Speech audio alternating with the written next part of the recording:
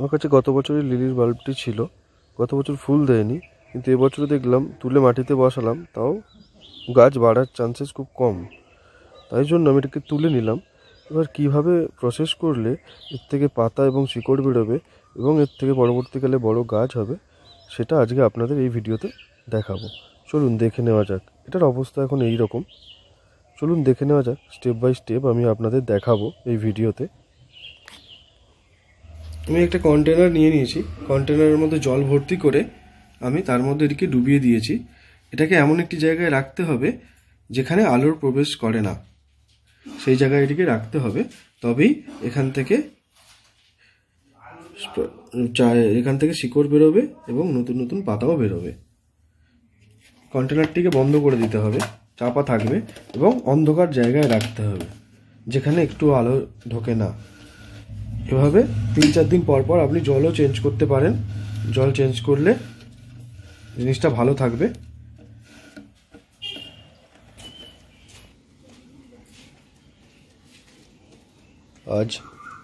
আজ 3 দিন পর আমি জল পাল্টে নতুন জল দিলাম।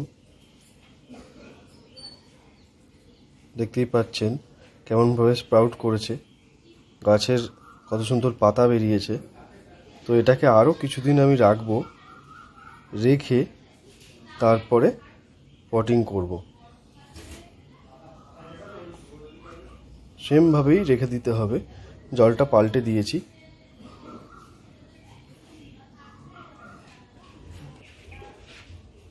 এটি একটি ওয়াটার লিলি বাল্ব। আজ প্রায় 6 দিনের মাথায় আমি এটাকে এই কৌটোর মধ্যে জলে ভরে রেখেছিলাম, কারণ এর মধ্যে ভালো করে পাতা আসেনি আর রুটসও আসেনি। দেখুন, প্রায় 6 দিনের মাথায় অন্ধকারে জলে ভরে এই কৌটোয় রাখার ফলে এর মধ্যে রুটসও এসে গেছে কত, আর সুন্দর সুন্দর পাতাও গজিয়েছে প্রচুর। ওয়াটার লিলি বাল্বকে আপনারা চাইলে এইভাবে পাতা এবং রুটস আনতে পারেন। এরকম একটা কন্টেনারে জল ভরে অন্ধকার জায়গায় রেখে দিতে হবে, যেখানে সব থেকে অন্ধকার, আলোর প্রবেশ করে না, এরকম জায়গায় রেখে দিতে হবে। রেখে দিলে কিছুদিন, আর 3 দিন অন্তর অন্তর জল চেঞ্জ করতে হবে। দেখুন কত রুটস আর পাতা চলে এসছে। আজ প্রায় 8 দিন পর চলুন দেখে নেওয়া যাক বাল্বটার অবস্থা কি আছে। দেখতেই পাচ্ছেন এখানে কতগুলো পাতা বেরিয়েছে আর কত বড় হয়ে গেছে, এবং এখান থেকে কত রুটস বেরিয়েছে।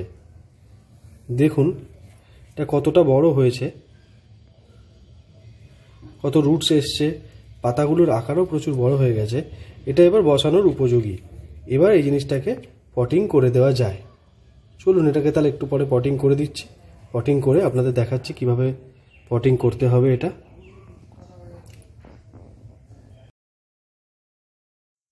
এবার আমি রেডি করা মাটিতে একটি গর্ত খুঁড়ে নেব। খুঁড়ে নিয়ে বাল্বটিকে ওর মধ্যে বসিয়ে দেব। বসিয়ে দিয়ে ভালো করে সাইড দিয়ে মাটি চেপে দেব। চেপে দিয়ে এটিকে একটি বড় পাত্রের মধ্যে ডুবিয়ে দেব। এটি পদ্মের মতো ব্যাপার নয়, এটিকে পট ইন পট মেথডে করা হবে। যেহেতু ট্রপিক্যাল ভ্যারাইটির শাপলা, সেহেতু এটিকে পট ইন পট করলেই ভালো হয়। সো আমি এইভাবে পট ইন পট করে দিচ্ছি। দেখুন, আপনারা দেখতেই পাচ্ছেন এরকমভাবে পট ইন পট মেথডের মাধ্যমে গাছটি করব। আজকের ভিডিও এই পর্যন্তই রাখলাম। ভিডিওটি ভালো লেগে থাকলে আমার চ্যানেলটি লাইক এবং সাবস্ক্রাইব করে দেবেন। কিছু কমেন্ট করার থাকলে আপনারা কমেন্ট সেকশনে কমেন্টও করতে পারেন। ধন্যবাদ।